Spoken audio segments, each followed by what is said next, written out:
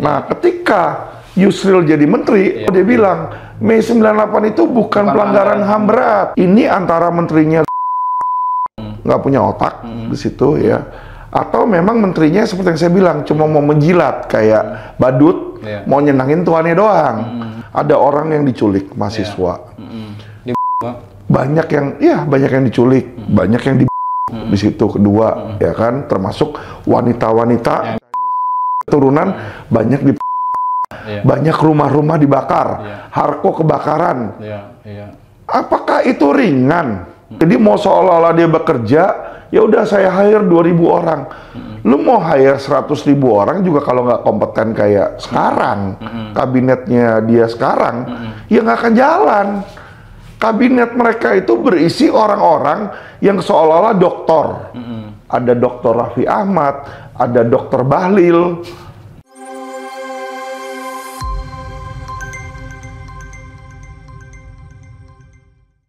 Pemirsa, inilah Cerdas Hukum bersama saya Jackson Simanjuntak. Kali ini kita akan membahas topik terkait dengan Kabinet Merah Putih, Kabinet dari pemerintahan Pak Prabowo Gibran.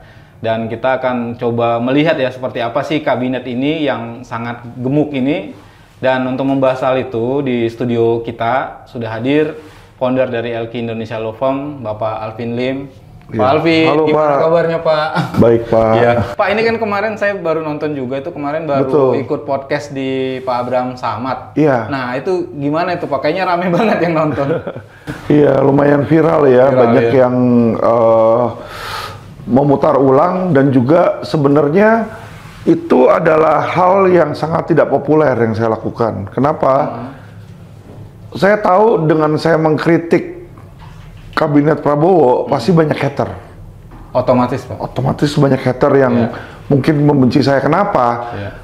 Nggak heran karena mereka pasti mau menjilat Prabowo. Kan sumber dia kan baru di situ. Baru jadi presiden, jadi dia mau dapat kekuasaan atau dapetin kue. Nah, disitulah nggak heran makanya orang-orang banyak yang mungkin tidak populer terhadap saya sehingga mengecam saya di situ. Benar. Padahal kalau mereka mau jujur terhadap hati mereka, apa yang saya katakan itu 100% kejadiannya nyatanya seperti itu, Pak. Ya, bicara tentang kabinet Prabowo yang tadi disebut kabinet Merah Putih, kalau saya ada sebutan lain, Pak. Apa itu, Pak? Kabinet badut, Pak. Kenapa saya bilang itu kabinet badut? Ya, kita nanti akan lihat ya kritik saya ini benar atau enggak, itu akan terbukti beberapa tahun dari sekarang. Ya, kalau awal-awal tentu belum bisa kita buktikan, ya kan. Tapi kritik dan asumsi analisa saya ini bisa dibuktikan ke depannya. Kenapa itu disebut badut? Kalau kita lihat badut itu kan sesuatu yang gemuk ya. Sesuatu yang gemuk ada di situ hanya untuk menyenangkan tuannya. Benar. Badut itu kan dibayar untuk biar supaya pesta itu jadi meriah. Bikin senang lah istilahnya. Bikin senang kan. Jadi kabinet-kabinet itu orang-orang di situ hanya untuk membuat Prabowo senang. Yang penting Bapak senang. Asal Bapak senang, itu satu. Dan Pak Prabowo senang juga kayaknya ya, posisi itu ya. Dan kedua, kalau orang-orang lihat badut itu kan ketawa kan. Nah, jadi nantinya ke depannya saya yakin kabinet mereka itu akan ditertawakan banyak masyarakat. Ya. Terbukti aja, bukti kita awal-awal aja udah nggak usah jauh-jauh, Pak. Ada 2 orang menteri yang setelah dilantik itu bikin kegaduhan. Kalau namanya badut tuh kan gaduh, Pak. Nggak ada badut tuh diem doang, nggak ngapa-ngapain kan. Pasti orang nggak ini. Center of interest kan kalau. Badut kan langsung beraksi kan. Hal yang sama, Pak. Ada 2 orang menteri ya kan yang langsung beraksi. Pertama adalah Natalia Pigai. Dan yang kedua adalah si Yusril Issa Mahendra. Kenapa? Mereka ini pengen menyenangkan tuannya mereka. Mohon maaf, Prabowo itu dikenal dan diejek oleh lawan-lawannya sebagai seorang yang dianggap menyebabkan peristiwa Mei 98. Ya, yang dimana itu adalah pelanggaran HAM berat. Ngerti, Pak. Jadi dia kan dinilai sebagai orang yang menyebabkan hal tersebut. Nah, ketika Yusril jadi menteri, langsung dia mau bikin supaya seolah-olah Prabowo itu nggak salah dan nyenangin hati Prabowo, dia bilang Mei 98 itu bukan pelanggaran HAM berat di situ. Iya. Itu kalau menurut saya tuh ya kan, ini antara menterinya goblok tolol, nggak punya otak di situ ya, atau memang menterinya seperti yang saya bilang cuma mau menjilat kayak badut, mau nyenangin tuannya doang. Antara dua itu Pak pilihannya Pak. Ya kan, kenapa? Dia kalau orang hukum harusnya tahu yang bisa menentukan itu pelanggaran HAM atau enggak, ya bagiannya dong. Bagian pelanggaran HAM di mana? Komnas HAM. Komnas HAM sudah secara resmi menyatakan bahwa Mei 98 itu adalah pelanggaran HAM berat. Kenapa ada pelanggaran HAM berat? Ada orang yang diculik, mahasiswa. Banyak yang diculik, banyak yang di situ kedua, ya kan, termasuk wanita-wanita turunan banyak di banyak rumah-rumah dibakar, Harko kebakaran. Apakah itu ringan? Kalau ringan, kalau suatu saat itu si menteri itu Yusril, misalnya anaknya saya, istrinya saya, apakah dia bilang pelanggaran ringan? Bukan bener kan? Terus ngebakar Harko ringan, kalau saya ngebakar Istana Negara bukan pelanggaran, kan lucu. Aneh Pak pola berpikirnya, benar. Iya kan, seorang menteri hukum dan HAM bilang sesuatu yang melanggar hukum, dia bilang nggak apa-apa, bukan pelanggaran HAM. Hanya untuk nyenangin tuannya. Ya, makanya saya bilang itulah badut. Badut itu ya kan melakukan sesuatu nggak sesuai dengan kisah nyata, tapi dia yang penting dia acting supaya tuannya ketawa, tuannya seneng. Itu aja. Makanya Kabinet Merah Putih itu menurut saya adalah kabinet badut. Situ Pak. Oke Pak, terus kalau yang satu lagi Pak, menteri yang satu lagi, Natali Pigai lebih-lebih lagi Pak. Sekarang dia itu apa? Dia punya jabatan itu apa? Menteri apa dia di situ? HAM. Menteri HAM. Tadi dibilang bukan pelanggaran berat. Nah, sekarang kalau dibilang HAM yang dia lakukan ini kan bukan penindakan, Pak. Iya, bukan. Karena penindakan HAM itu ada di kepolisian, di kejaksaan, di pengadilan. Dia ini hanya untuk mencegah, memberikan penyuluhan, memberikan informasi, sosialisasi. Satu guru bisa ngajarin 100 murid. Ya, terus dia butuh katanya 2.000 orang. 2.000 apa 20.000 menimba anggaran 20 triliun. Ya bener. Itu kan lebih gila lagi Pak. Emangnya ini kita ini sedang ada bahaya HAM apa? Oh iya. Ya, kecuali situasi keamanan politik kita sedang kacau, dia minta banyak untuk penyuluhan, oke lah. Orang sekarang ini sedang tenang-tenang aja. Terus dia butuh 2.000 orang itu buat apa? Balik lagi saya bilang ya itulah badut. Ya kan, jadi mau seolah-olah dia bekerja, ya udah saya hire 2.000 orang. Lu mau hire 100.000 orang juga kalau nggak kompeten kayak sekarang, kabinetnya dia sekarang, ya nggak akan jalan. Kabinet mereka itu berisi orang-orang yang seolah-olah doktor. Ada Dr. Raffi Ahmad, ada Dr. Bahlil, ya, tapi dokternya mereka ini dalam tanda kutip tanda tanya nih. Dipertanyakan. Pertama Raffi Ahmad dapat gelar dokter, yang ngelantik dia adalah seorang profesor, abal-abal. Kan lucu. Iya benar Pak. Iya kan, lu mau ngapain dilantik sama abal-abal kalau kayak begitu, mendingan lu nggak usah punya gelar dokter. Untuk apa gelarnya? Untuk pajangan doang. Lu mau gelar doktor, profesor, segala macam tetek bengek, ya kan orang juga udah tahu kemampuan lu cuma sebagai pelawak. Benar. Ya kan, badut lagi di situ, bikin orang seneng. Ya, kita balik ke Bahlil. Bahlil baru beritanya UI, bukan Alvin Lim loh. UI yang mengehold dia punya gelar dokter ditangguhkan. Kan malu Pak kalau kayak begitu Pak. Oh itu malunya kemana-mana Pak harusnya. Lah iya kan. Berarti, UI loh, bukan Alvin Lim yang jelekin dia. Ini UI yang menyatakan. Institusi sendiri yang menyatakan gelar dokternya dipertanyakan. Kenapa? Karena katanya tesisnya nyontek. Emang. Iya Pak.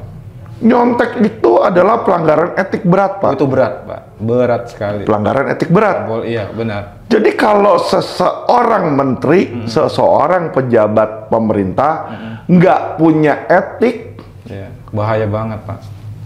Bapak sudah jawab. Itu paling dasar soalnya. Itulah. Pak. Etik itu kan di atas hukum, bahkan di atasnya. Saya sebagai pemimpin perusahaan, Pak, kalau saya nyari karyawan, nomor satu saya punya kriteria adalah karakter. Sepintar apapun orang itu, sehebat apapun orang itu, secantik apapun, seganteng apapun orang itu, kalau karakternya nggak benar, saya keluarin, Pak. Iya, penting, Pak. Nah iya, Bapak punya atasan. Atasan Bapak misalnya, mau dia pintar apapun dalam menjalankan tugas, tapi misalnya karyawati-karyawatinya merasa nggak nyaman. Deket dia dipegang-pegang, dipeluk-peluk, dicolek-colek. Apakah senang, Pak? Enggak, Pak. Ya, kan hal kayak begitu aja, simple. Jadi suasana kantor juga jadi nggak kondusif. Jadi kalau orang udah nggak punya etika yang baik, itu harusnya langsung di-cut. Di-cut nggak? Enggak. Itu menandakan pemimpin yang tidak tahu memimpin, kalau menurut saya. Pemimpin itu punya 4 senjata, Pak. Pertama, recruiting. Kedua, training. Ketiga, promoting dan demotion. Dan keempat, firing. Kalau orang udah punya karakter yang buruk ketika dia rekrut, itu udah non-trainable, Pak. Nggak bisa di-training bagaimana penjahat itu untuk menjadi orang baik. Itu nggak bisa, karena itu karakter. Yang dia lakukan, yang harus dilakukan adalah firing, dikeluarin, Pak. Jadi harus dari yang paling pertama itu aja udah ketahuan, Pak, ya? Udah ketahuan. Jadi dari situ aja saya ngelihat ini kabinet badut. Ya. Jadi percuma apa yang mereka kerjakan itu tidak akan membawa manfaat bagi masyarakat Indonesia. Yang ada adalah nanti dalam mudaratnya. Itu yang saya lihat. Ya, jadi makanya kenapa saya berteriak, saya berharap kalau presiden kita ini adalah presiden yang bijak, harusnya dia tahu isinya adalah badut-badut, keluarin, cari orang yang kompeten.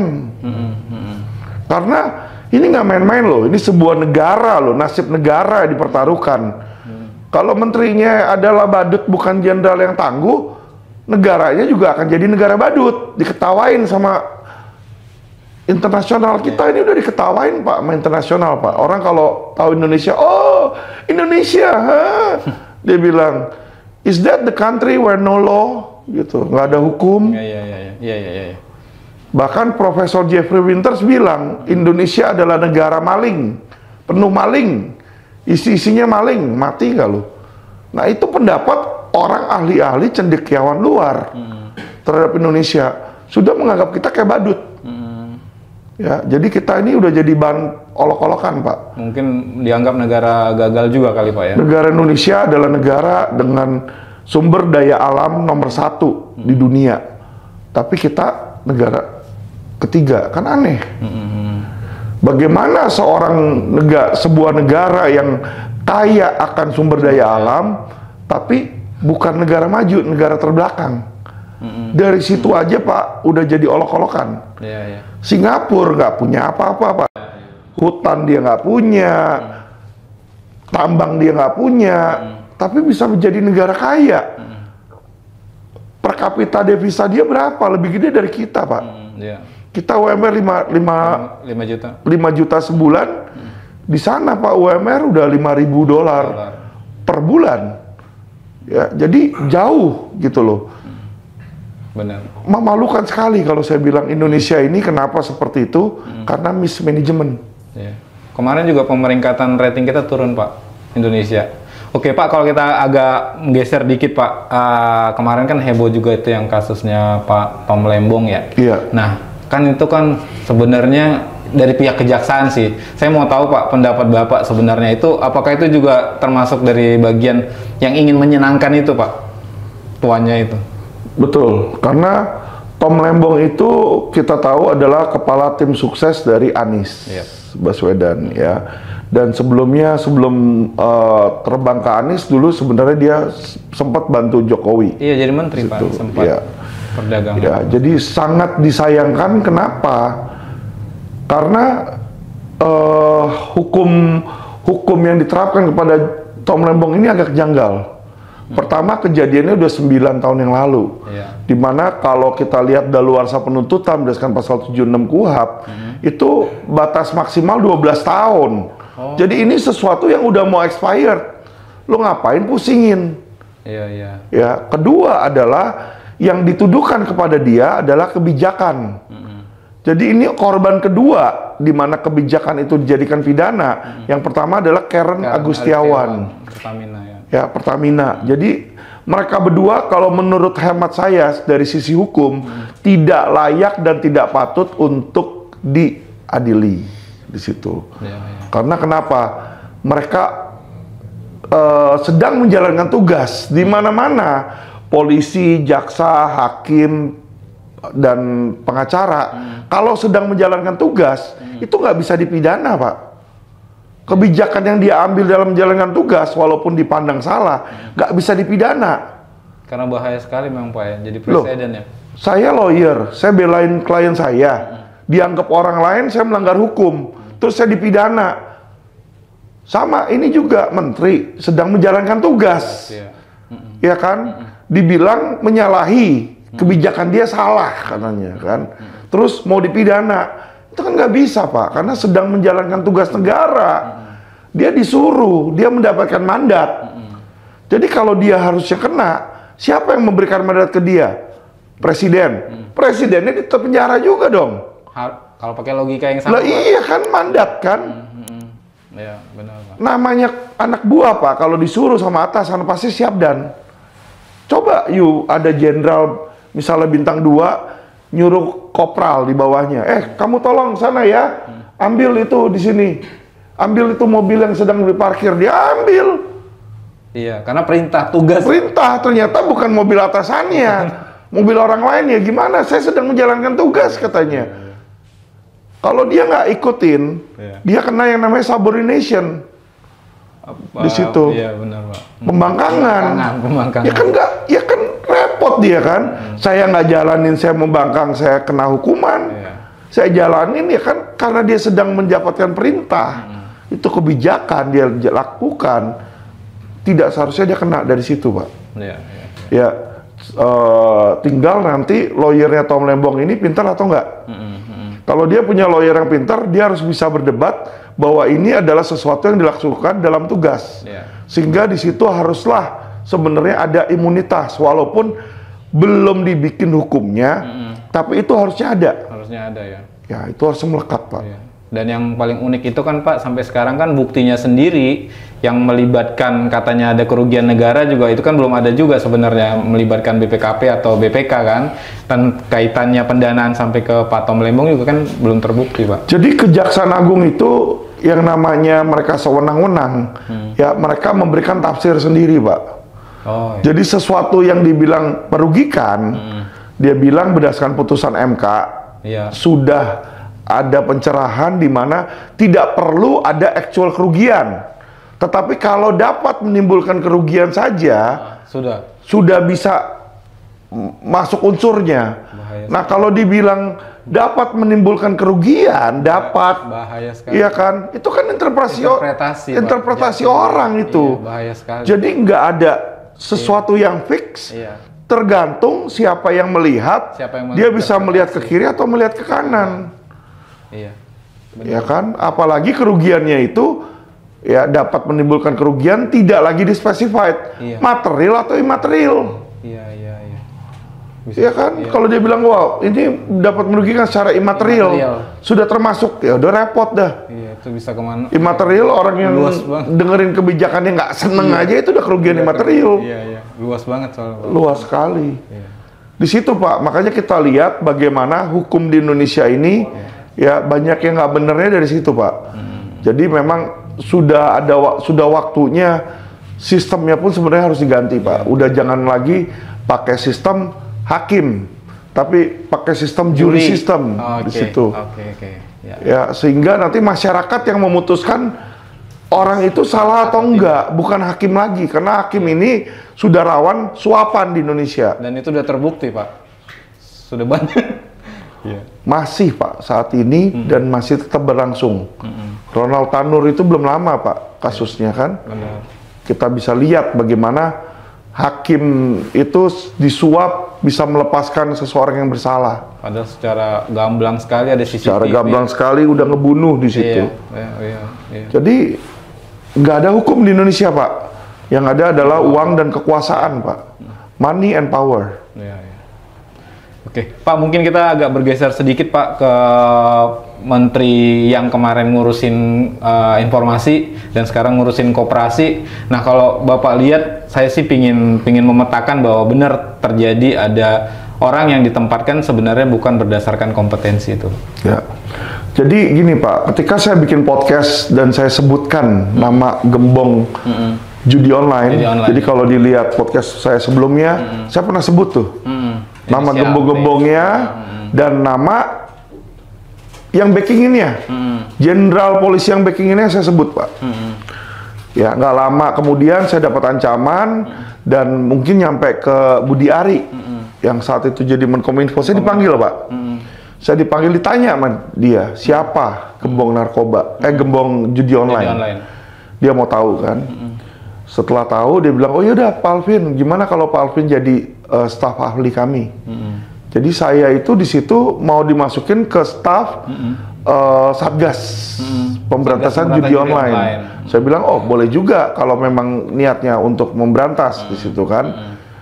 Nah, saya bilang sama dia, Pak, kenapa nggak kita iniin ke polisi? Saya udah tahu tempat-tempatnya begini, kita datengin. Dianya jadi ngepel sendiri. Kader sendiri ya. Kader sendiri, karena saya bilang lokasi Semarang aja saya tahu ada 3 lokasi. Di Solo ada, di Bali ada, di situ kan. Kita tangkap-tangkapin dulu yang nyata itu. Yang jelas nyata, ya kan. Karena dari situ bisa dibikin online sama dia kan. Ketika saya bilang menyebut mengarah ke orang-orang dan lokasi-lokasinya, kelihatannya dia mulai jadi ragu-ragu gitu kan. Yang saya seharusnya 1 minggu itu udah keluar SK dari presiden, saya tanya kok nggak keluar-keluar. Ternyata setelah saya lihat, oh ternyata ya kan anak buahnya dia banyak yang ngelindungin judol. Pantesan lu kagak mau. Yang kemarin usulan itu ya. Karena kalau mereka hire saya di situ, sudah saya pastikan, Pak, itu saya berantas semua tuh. Saya akan bawa wartawan, saya akan bawa podcaster, ikut saya, kita satu persatu kita gerbek lokasi judi. Iya kan? Dan mereka nggak mau itu. Karena mereka punya kepentingan juga. Mereka ada kepentingan, ternyata di situ. Jadi saya bilang, Pak, selama ini yang dikeluarkan oleh pejabat-pejabat kita ini hanyalah jargon dan mulut-mulut manis. Makanya nggak heran sih kalau UI juga istilahnya mengecap mantan Presiden Jokowi sebagai King of Lip Service. King of Lip Service, benar. Karena kenapa? Janji beliau itu tidak terpenuhi, Pak. Ya, beliau menjanjikan revolusi mental. Mana ada revolusi mental? Kita lihat justru aparat penegak hukum APH itu, ya kan? Itu mereka lah pelindung dari penjahat. Orang berani korupsi karena apa? Ya hakimnya bisa lepasin, itu gubernur Kalsel lepas. Iya, sampai sekarang nggak tahu rimbanya. Ya, padahal dia kabur. Padahal udah ada peraturan MK loh. Kalau kabur, buron, di situ nggak bisa mengajukan pra-peradilan. Iya, dia kan lagi pra-peradilan. Ya, jadi pra-peradilan itu harus si orangnya itu nggak boleh dalam posisi kabur. Ini udah jelas posisi kabur, bisa dikabulkan. Jadi apalah gunanya hukum di situ ya kalau kita lihat di situ, Pak. Oke, mungkin ini pertanyaan pamungkas, Pak Alvin. Kira-kira dengan kondisi yang sangat apa ya kita nyebutnya, mungkin miris, semeraut ini, masih ada nggak sih, Pak, sebenarnya secerca harapan kayak gitu, Pak? Harapan dari mana, Pak? Nggak ada, Pak, ya. Kalau dari bawah sampai ke atas nggak ada yang mau berubah, ya kan presidennya nggak mau rubah. Kalau presidennya mau rubah, simple, kabinetnya dirubah. Kabinetnya isinya sama-sama dari sama sebelumnya kok. Malah dia tambahin. Apanya yang berubah? Ke bawahnya pun orang-orang yang di bawah, masyarakat, dikasih BLT diem, dikasih BLT diem. Ya kayak mana mau berubah? Jadi akan sangat sulit untuk Indonesia berubah, Pak, untuk menjadi lebih baik. Makanya disitulah akhir-akhir ini saya lebih banyak diem. Percuma. Saya teriak-teriak, yang saya hasilkan hanyalah musuh lebih banyak, banyak yang benci, banyak yang laporin polisi, lebih banyak tuh saya udah 200 lebih. Laporan ITE pencemaran nama baik, saya udah 200 lebih, Pak. TSK-nya udah berapa banyak itu? Ya, sudah banyak banget di situ. Dan nggak ada gunanya bagi saya. Jadi saya pikir udahlah, daripada seperti itu mendingan saya fokus ke bisnis. Ya kan? Karena kenapa? Ya, masyarakatnya sendiri pun kalau saya lihat ya nggak mau berubah dan mereka ngelihat oh ini presiden baru, siapa tahu dia bisa ini, tahu, ya, Pak. Ya, dapat kekuasaan atau dapat bagian kan. Jadi mereka bermanis banyak banget, Pak, yang ngejilat sekarang ke sana. Kita lihatlah partai-partai yang dulunya benci sama Prabowo, contoh PSI, Pak. PSI itu dulu sangat benci sama Prabowo, sama Pak Prabowo loh. Bener. Sampai Prabowo pernah dikatain sama dia. Apa lupa saya. Sebagai seorang tokoh yang apa namanya, bicaranya gimana lah gitu kan. Tapi sekarang mereka malah muji-muji Prabowo. Mesra, Pak. Dia bilang, wah Banteng nggak mau datang sini. Justru Prabowo yang mau datang ke sini menghormati kami. Wah kayak gimana banget gitu loh. Mereka lupa dulunya ngomong gimana. Jadi ada orang yang dulunya ngeludah, sekarang ludahnya dijilat lagi. Kalau saya sih ya nggak kepengen jadi orang seperti itu. Yang namanya kita belain negara, kita nggak akan memuji oknum. Ya kalau kita percaya orang itu oknum. Ya, saya dulu berharap Prabowo itu bisa berubah Indonesia. Ya, waktu dulu Prabowo ngelawan Jokowi itu, saya udah bilang saya kemana-mana ke kiri kanan, saya bilang support Prabowo. Ayo kita support Prabowo. Wah banyak banget orang tuh pengen Prabowo jadi presiden.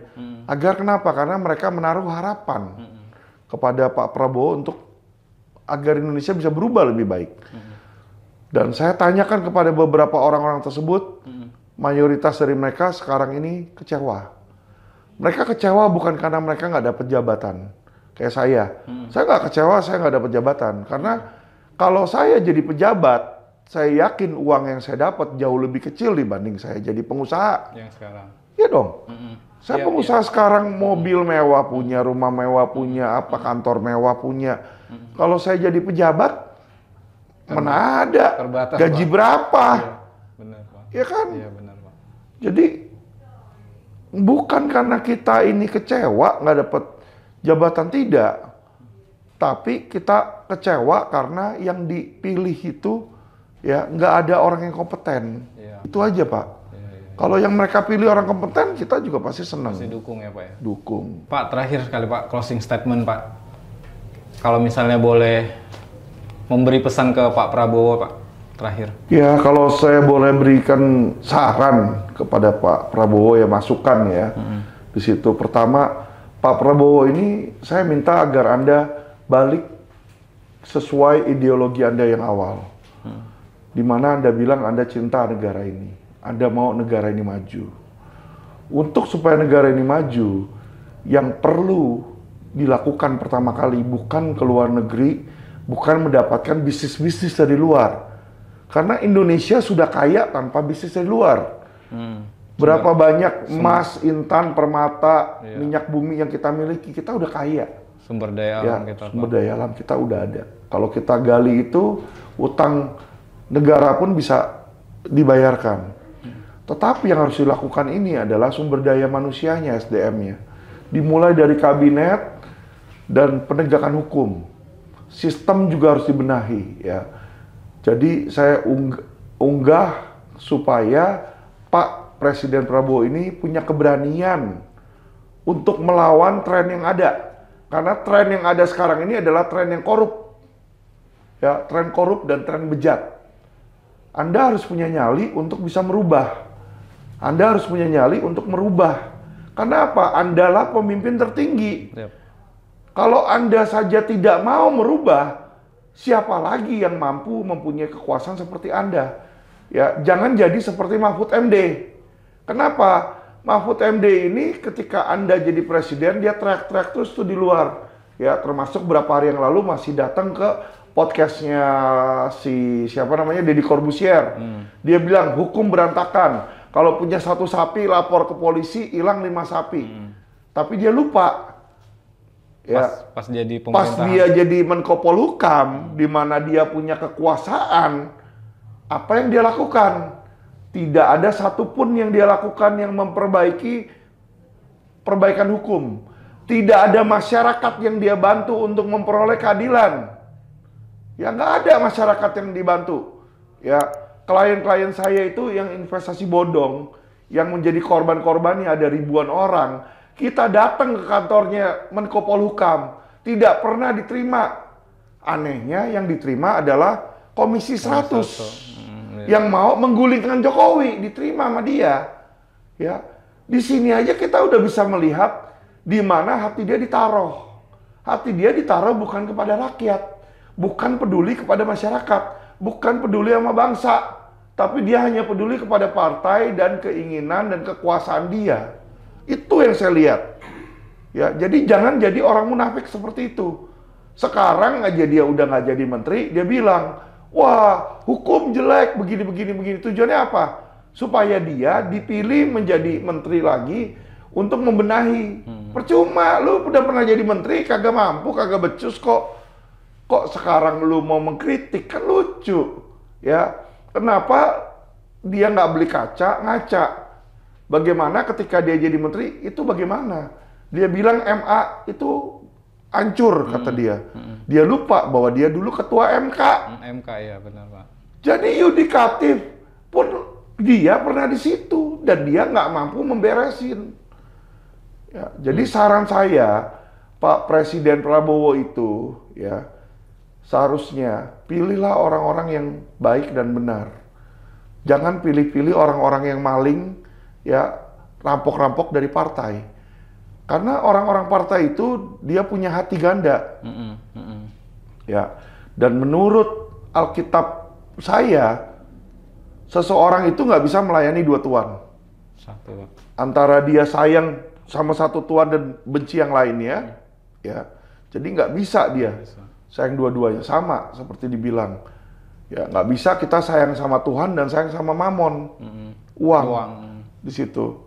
Jadi kalau dia udah sayang sama mamon, Artinya ya, di situ. artinya dia mau cari duit doang, ya udah. Dia nggak akan pedulikan jabatan, dia akan jual jabatan dia akan jual loyalitas dia, dan dia akan jual negara dia. Itu yang harus dipikirkan. Makanya nggak heran banyak menteri yang terjerat hukum. Udah banyak menteri yang terjerat hukum. Ya, di zaman Jokowi pun Johnny G. Plate, ya. Dan banyak yang lain dah.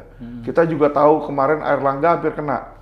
Tiba-tiba dia mundur dari ketua Golkar, hilang tuh kasusnya. Ya, jadi kelihatan banget nih ada bargainingnya. Ya, seolah-olah ada bargaining. Ketua KPK ya, yang harusnya menangkap penjahat, malah dia jadi pemeras. Kenapa? Karena dia berasal dari institusi sarang sampah di situ. Memang ada orang-orang baik di kepolisian, saya akuin ada. Tapi banyak dari mereka itu yang sudah dicuci otaknya dari Bintara itu udah dicuci otaknya bahwa karirnya itu dia untuk mencari uang, mencari kesuksesan. Bukan pengabdian, Pak. Bukan pengabdian. Ya, pada akhirnya jadilah kayak Firly Bahuri. Dia jadi ketua KPK, bukannya dia tangkap-tangkapin penjahat, malah dia peres itu penjahat. Bergening, Pak. Nah, dan dia sekarang udah jadi tersangka, mana kasusnya? Kok hilang? Hanya karena dia udah nggak jadi ketua KPK, orang udah nggak iniin lagi politiknya, hilang dari peredaran. Benar. Ya, jadi ini yang sangat saya sayangkan. Kelihatan banget bahwa penegakan hukum itu tebang pilih. Siapa yang punya uang, siapa yang punya kekuasaan, itulah yang bisa menang. Ya, saya bukan bilang bisa dapat keadilan, tapi bisa menang. Ya, karena seseorang yang menang secara hukum belum tentu itu putusan yang adil. Iya, benar, Pak. Ya, situ Pak. Iya, Pak Alvin, terima kasih banyak Baik, buat diskusinya, Pak Jack. Sangat dalam, sangat bermakna. Kita berharap semoga Presiden Pak Prabowo bisa mendengarkan Pak, ini suara rakyat dan bukannya kenapa-kenapa karena ini ada kaitannya dengan nasib kita juga Pak ya. Betul. 300 juta rakyat Indonesia. Kalau memang ini membuat kebijakan yang salah, ya kita juga akan berdampak. Oke Pak Alvin, terima kasih buat diskusinya malam ini. Sehat selalu Pak Alvin. Baik, terima kasih Pak. Ya, itu dia tadi teman-teman diskusi kita dalam Cerdas Hukum. Kita ketemu lagi di acara-acara Cerdas Hukum selanjutnya.